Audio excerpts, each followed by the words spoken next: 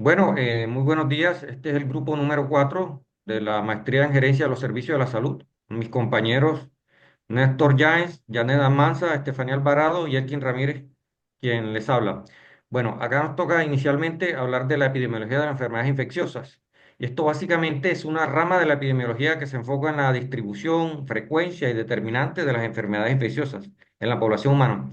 Este campo, más que todo, se centra en comprender cómo las infecciones se propagan en nuestros ecosistemas, en nuestros ambientes, básicamente, y cómo se desempeñan en nuestras poblaciones.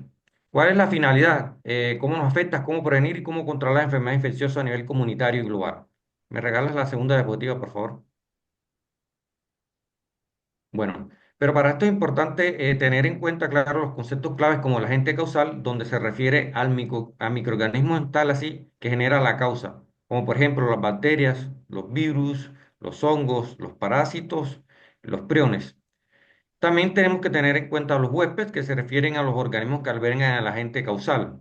He conocido huésped, por ejemplo, en el caso de Aedes aegypti o Aedes albopictus, en el caso del dengue o también para los casos de malaria. El ambiente, que son los factores externos que influyen en la propagación de la infección, que hacen parte del propio ecosistema de este.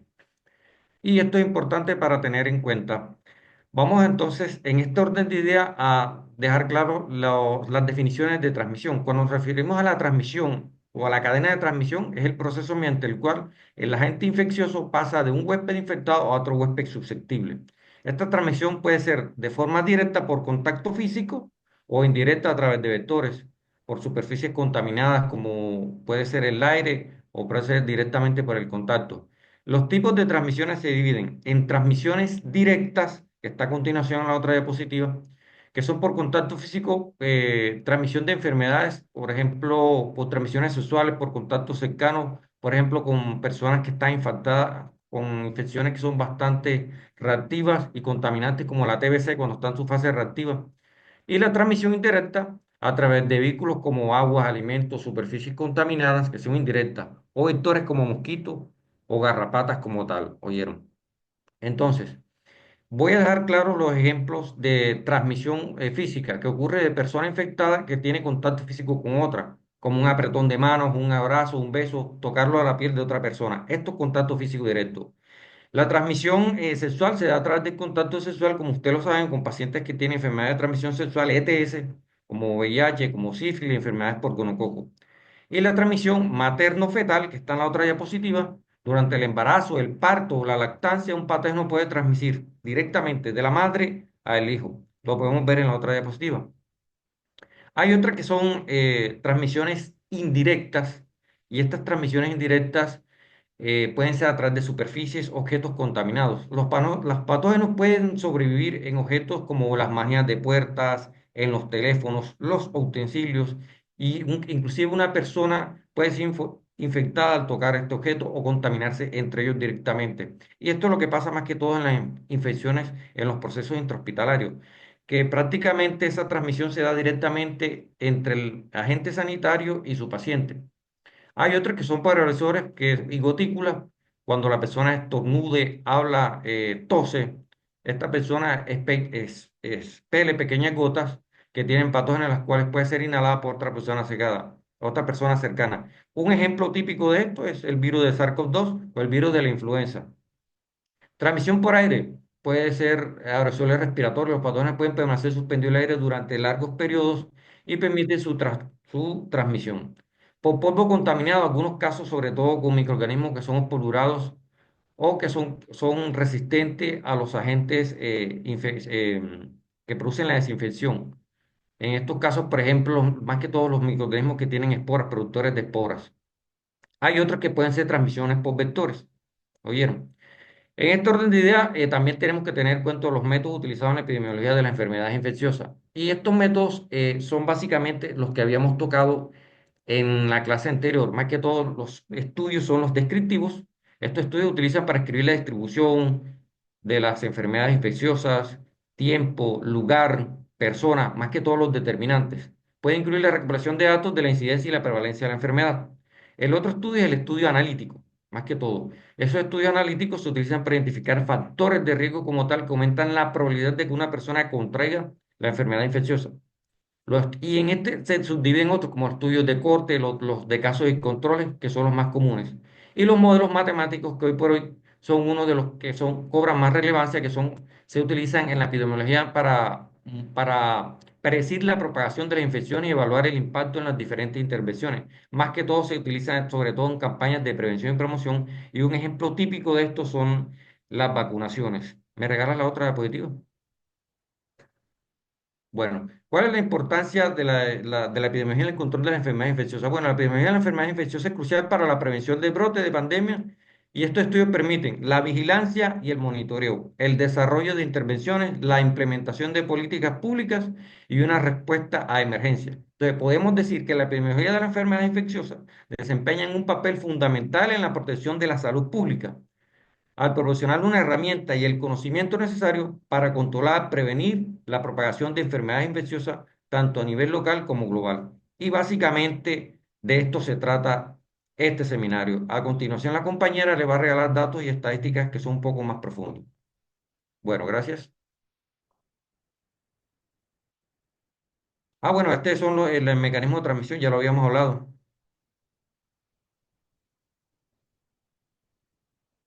Sí, ya te habíamos hablado que son una transmisión directa, indirecta, por aire, por vectores.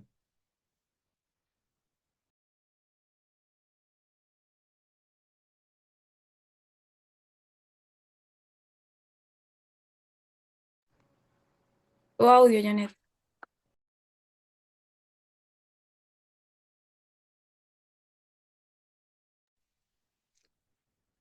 Ok, siguiendo con el tema de vigilancia epidemiológica de las enfermedades infecciosas aquí en Panamá, es importante conocer la herramienta que tenemos, que por ejemplo, esto debemos primero describir lo que es el evento de salud. En este caso, el ejemplo que, bueno, es el tipo de influenza, describir lo que es también la población afectada, personas que acuden a los servicios médicos ambulatorios. Luego de ahí esto, recopilar información mediante los registros de los médicos de la unidad Centinela. Luego recolectar lo que es, bueno, de la ficha de los médicos y la carga de datos a la base. Luego de eso vamos a resumir lo que es esta información, organizarla e identificar el perfil de las enfermedades tipo de influenza, conocer su etiología, y luego de ahí se va a difundir lo que es esta información mediante un boletín electrónico semanal en la web con las cepas que están circulantes. Y al final entonces vamos a una evaluación de la intervención y respuesta. Pues en este caso el tipo de vacuna en uso, la reducción de la morbilidad y mortalidad en la población esto, vacunada. La siguiente. Bueno, algunos datos estadísticos más bien de estas enfermedades infecciosas. Tenemos el virus por inmunodeficiencia humana, el VIH, que bueno, esto como sabemos que es una enfermedad ya a nivel esto mundial que afecta principalmente, bueno, al grupo masculino en un 78% y un 22% al grupo esto femenino. La infección por VIH en Panamá para el año 2022 se reportaron alrededor de 1.873 casos, que de los cuales, como vemos en esta gráfica, como dije, la mayor prevalencia es en el género masculino y una menor en el género esto, femenino. Las edades que abarca, que ocurre más estas infecciones, están en la edad entre 20 y 39 años. Según la región, esto, anterior, por favor. Según región, esto ocupan los tres primeros lugares respectivamente, Panamá Metro con 688 casos, la comarca Nuevo Buglé con 228 y Panamá Este con 224 casos. En la actualidad se han reportado alrededor de 1.536 casos entre VIH y SIDA. La siguiente. Ahora, en cuanto a la infección por tuberculosis, al mes de noviembre del presente año se han reportado 1.740 casos de tuberculosis en el país. En esta tabla de casos y tasa de incidencia de tuberculosis por año según región de residencia del paciente, año 2022 y 2023, podemos observar que la tasa en lo que es la provincia de Bocas del Toro tiene una tasa de 115,8 para el 2022 y para el 2023 aumentó a 126,2. Como segundo lugar, se puede observar que está la comarca de Gunayala con una tasa de 153,2 para el 2022, aumentando de igual forma en el 2023 a 177,4. Y en tercer lugar se encuentra Panamá Este con una tasa de 93,8 para el 2022, aumentándose de igual forma para el 2023 a 111,2. Muy bien, como podemos observar, las regiones con mayores incidencias de lo que es esta malaria está la provincia de Bocas del Toro, Gunayala y bueno, las regiones metropolitanas. Según la OMS, la tuberculosis sigue siendo la enfermedad más letal del mundo. Cada día mueren 4.500 personas por esta causa y 30.000 contra esta enfermedad. La siguiente.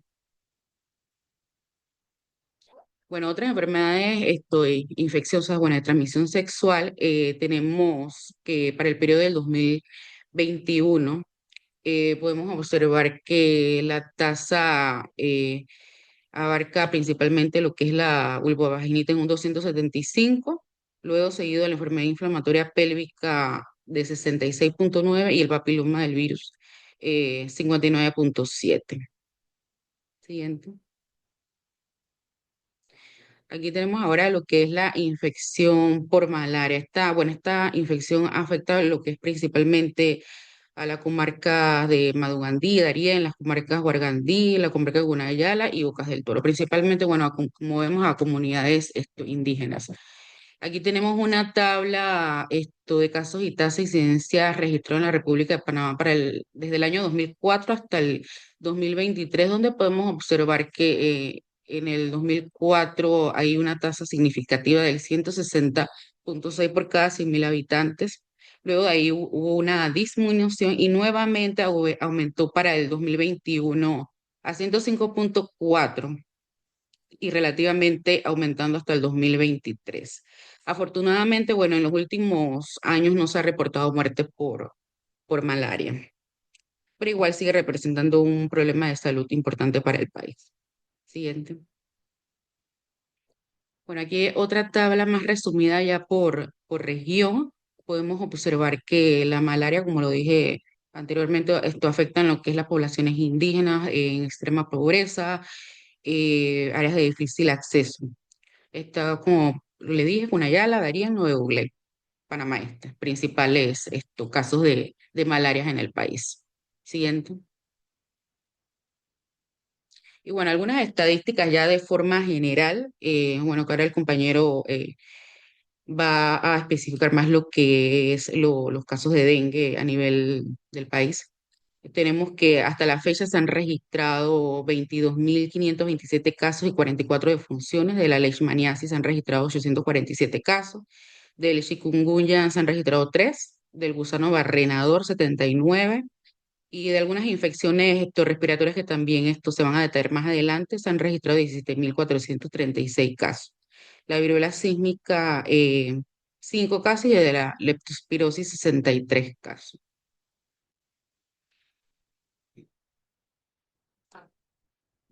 En el caso del dengue, hasta la semana epidemiológica 47 del presente año, se han estudiado 34.931 pacientes con clínica que sugiere dengue, de los cuales se han confirmado 29.229 personas.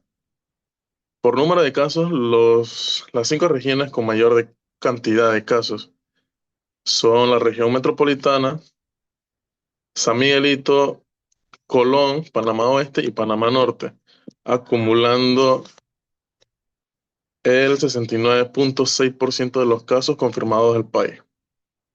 Por tasas de incidencia, las regiones más afectadas son Panamá Este, Los Santos, Colón, Panamá Norte, Darién y la región metropolitana.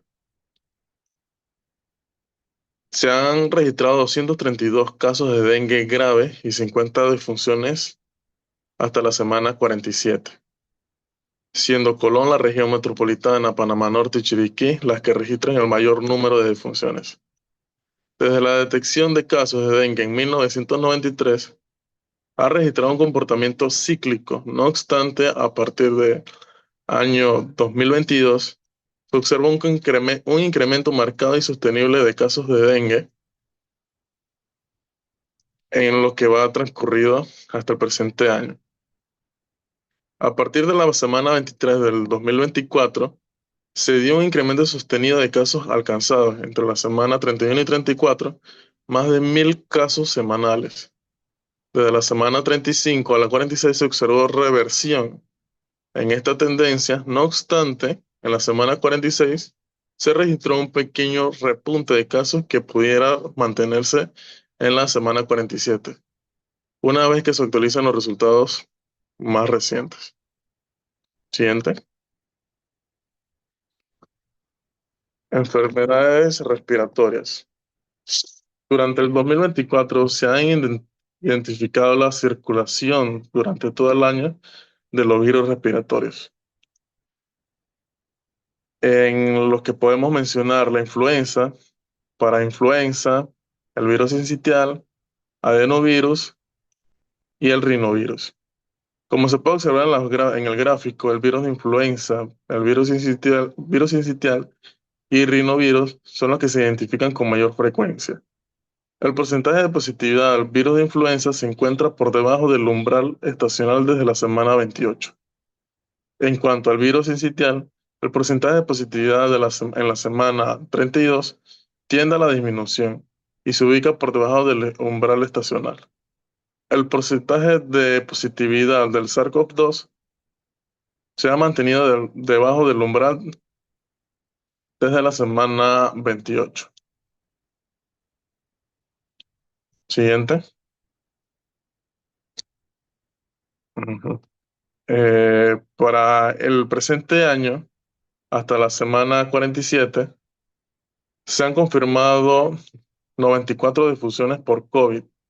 Se notifica una nueva defunción para la semana 47. Según sexo, del total de las 94 defunciones por COVID, los hombres representan el 50%. Entre los hombres, el grupo de edad de 80 años y más es el que ha presentado el mayor porcentaje de defunciones, con el 59.6%. Siguiente. En el control y prevalencia, es un conjunto de medidas y estrategias que buscan prevenir, contener y eliminar la propagación de enfermedades causadas por microorganismos patógenos, como son las bacterias, los virus, hongos, parásitos, en una población. Esto puede involucrar acciones a nivel individual, comunitario, nacional e internacional.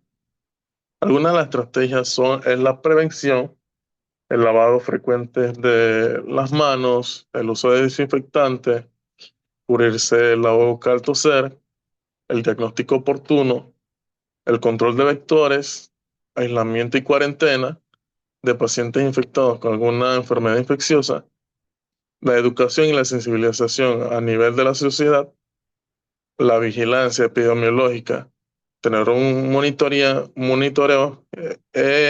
plantear una implementación de sistemas de notificación y seguimiento para detectar brotes a tiempo. Siguiente. Impacto de las enfermedades infecciosas en la salud pública.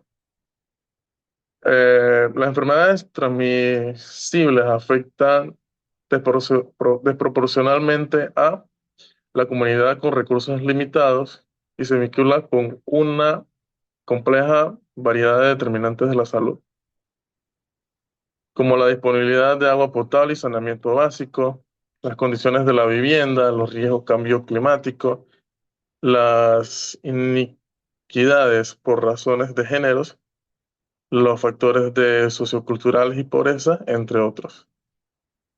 La estimación indica que un grupo de enfermedades transmisibles, como la infección por el virus de inmunodeficiencia humana, la tuberculosis, la malaria y las enfermedades infecciosas desatendidas, representaron el 6% de la carga total del año de vida, ajustados en función a la discapacidad.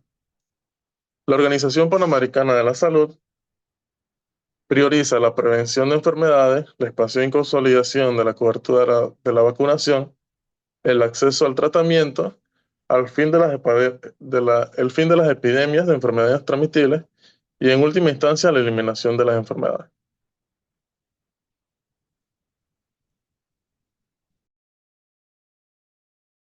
Ahora vamos a estar hablando sobre lo que es el desafío en la epidemiología de estas enfermedades infecciosas. En la actualidad existe una serie de factores que han hecho saltar las alarmas sobre el incremento de la posibilidad de que un brote local se convierta en una pandemia global, que los estaremos desarrollando más adelante. También es importante decir que cada nuevo brote tiene el potencial de tener consecuencias geopolíticas, no solo por la pérdida de las vidas, sino también por alterar lo que es el comercio, la productividad económica a nivel nacional, regional e internacional. A uno factores de riesgo que podemos encontrar es el aumento de la población y la urbanización, ya que se estima que la población mundial alcance los 9.000 millones en 2050. Prácticamente todo este crecimiento se va a producir en países en desarrollo de Asia y África, y esto va a originar una presión sobre los recursos humanos básicos que, como ya sabemos, hoy en día son insuficientes. Otra de las grandes tendencias va a ser que habrá un aumento en la urbanización, y estas concentraciones de población va a plantear grandes desafíos como la necesidad de proporcionar servicios básicos como lo es el agua, el transporte, el tratamiento de los residuos o la aparición de desigualdades que pueden generar las sociedades no inclusivas. Otro factor de riesgo es los conflictos y desplazamientos de la población, ya que, como sabemos, los fenómenos migratorios son multicausales. Algunos de ellos están provocados por la pobreza extrema, la degradación del medio ambiente, el uso insostenible de los recursos humanos, la falta de suministro de agua, la falta de personal médico e inclusive el rechazo hacia esta práctica de la medicina. También tenemos lo que es la destrucción de los hábitats naturales, ya que la ausencia de una adecuada gestión del agua y el uso insostenible de los recursos hídricos va a incrementar la vulnerabilidad de las poblaciones frente a la aparición de enfermedades infecciosas. Si los patrones de consumo de agua continúan como en la actualidad, para el 2025, 2/3 de la población estará en riesgo de sufrir un estrés hídrico. Y en la actualidad, alrededor de 1.400 millones de personas no tienen acceso al agua potable.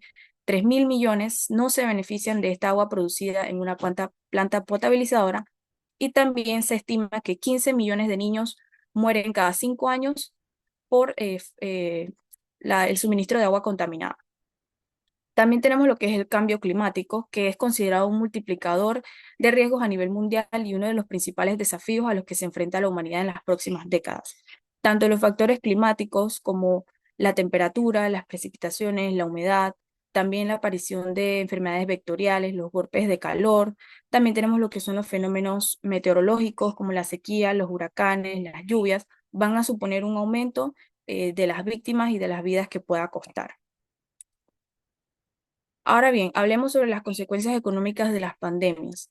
Además de las consecuencias de salud y en la economía, la aparición de un nuevo brote epidémico puede causar un efecto disruptivo a nivel político y a nivel social, por lo cual los gobiernos y las demás autoridades deben de ejercer estrategias para así ayudar a las empresas tanto a comprender adecuadamente los riesgos y mejorar su capacidad de recuperación y ofrecer oportunidades clave para la cooperación del público. Hablemos de la proliferación de las armas biológicas y del bioterrorismo, ya que, como mencionamos, las armas biológicas junto a las armas químicas se han considerado como la bomba masiva de destrucción de los pobres, por su comparación con los elevados costes que supone el desarrollo de una arma nuclear. Esta posibilidad de que autores no estatales adquieran, desarrollen, fabriquen o usen armas biológicas constituye una grave amenaza para la paz. Inclusive, por parte de grupos que utilicen este tipo de armas químicas, es una opción muy atractiva, no solo por la capacidad de provocar víctimas, sino también por su potencial para crear pánico y para paralizar sociedades. Otro de los factores de riesgo que podemos mencionar es la desinformación, ya que una mala estrategia de información va a convertir una crisis en un desastre mucho más grande. También está la desigualdad de género, que, aparte de estas diferencias anatómicas y hormonales, también supone una desigualdad. Y también el auge de los movimientos antivacunas, ya que el libre albedrío de las personas a nivel de las redes sociales puede que difundan cualquier tipo de información. También podemos mencionar algunos de los avances que podemos mencionar este estudio que se realizó en el 2020 sobre el uso de las tecnologías de secuenciación masiva para el diagnóstico de enfermedades infecciosas, que aplicado a nivel hospitalario se logró distinguir distintos brotes de enfermedades y darle solución oportuna antes de que costaran la vida de los pacientes. Y también podemos mencionar lo que son este estudio realizado en el 2022 sobre la prevención de enfermedades infecciosas, donde nos habla sobre el tipo de vacunas que se están desarrollando en la actualidad y las que ya utilizamos, entre ellas la vacuna eh, del herpes zóster y también la vacuna contra la viruela del mono. A manera de conclusión, tenemos que las enfermedades infecciosas son causadas por microorganismos patógenos como las bacterias, los virus, parásitos o los hongos, y estas enfermedades pueden transmitirse directa o indirectamente de una persona a otra. El SIDA, la tuberculosis, malaria, hepatitis y enfermedades desatendidas son ejemplos de este grupo de enfermedades y constituyen un desafío a la financiación y a los servicios de la salud. Hasta hace pocos años, las infecciones continúan la primera causa de muerte en niños y adultos, y a pesar de los notables avances en su prevención, diagnóstico y tratamiento, siguen siendo una causa frecuente de morbilidad y mortalidad en todo el mundo. Solo la neumonía y la diarrea infecciosa causan cerca de 4.5 millones de muertes cada año, y se estima que las infecciones son responsables de alrededor del 20% de todos los fallecimientos. Aquí tenemos las referencias utilizadas en nuestra investigación y muchas gracias por su atención.